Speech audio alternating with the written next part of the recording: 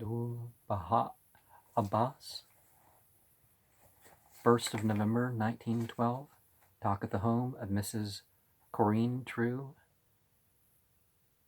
5338 Kenmore Avenue, Chicago, Illinois. Notes by Gertrude Buikema.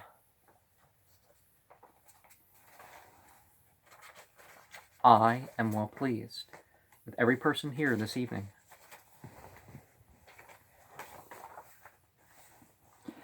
And most happy in meeting the friends of God and maidservants of the merciful. Praise be to God. The faces are radiant, and the hearts are attracted to the kingdom of Abha. Does that mean splendor? I forget what Abha means. Faith is evident in the countenances of all, and this is a source of joy. The Blessed Perfection, Baha'u'llah, endured hardships and vicissitudes nearly 50 years. There was no ordeal or difficulty he did not experience, yet he endured all in perfect joy and happiness. Those who beheld him were assured of his great happiness, for no trace of sadness or sorrow was ever visible upon his face. Even in prison, he was like a king enthroned in majesty and greatness, and he ever bore himself with supreme confidence and dignity. When the officers and grandees of the government were presented to him, they became respectful at once. His majesty and dignity were awe-inspiring. Remember, he was a prisoner.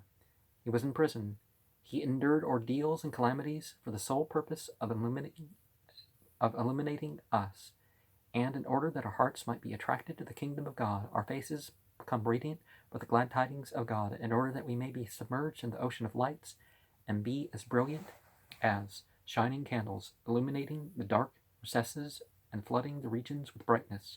Now, as I look around, I observe that your faces, praise be to God, are shining. Your hearts are filled with the love of God, and you are thinking of service in the cause of God. Therefore, I am happy to be here, and I hope that this happiness will be with you always, an eternal condition. We visited San Francisco, and from there went to Los Angeles. In these places, we found most devoted friends, truly zealous aglow with the fire of the love of God. Their sole purpose is ever to serve the kingdom of Abha. I hope that you may serve even more faithfully and take precedence over other friends. May the fire of the love of God be so enkindled in Chicago that all the cities in America shall be ignited. This is my hope.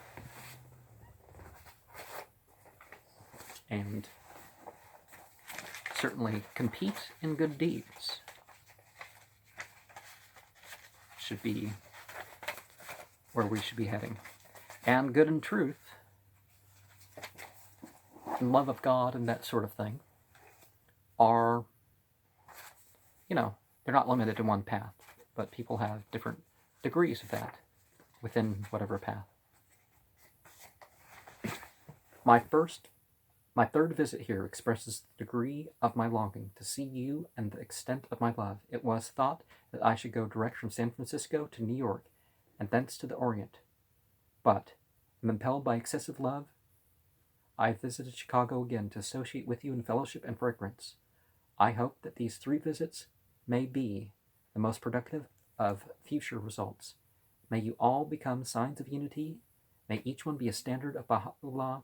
Each one shine as a star. Each one become precious and worthy in the kingdom of God. May you attain such a condition of spirituality that the people will be astonished, saying, verily, these souls are proofs in themselves of the validity of Baha'u'llah.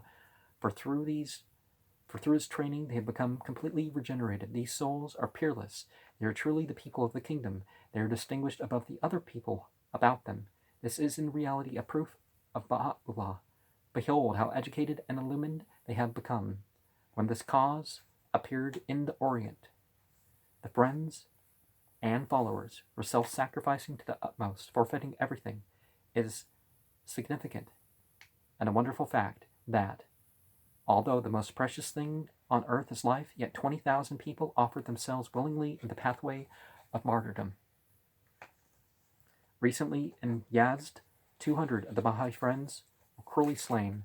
They went to the place of martyrdom in the utmost ecstasy of attraction, the battlefield, smiling with joy and gratitude upon their persecutors. Some of them offered sweetmeats to their executioners, saying,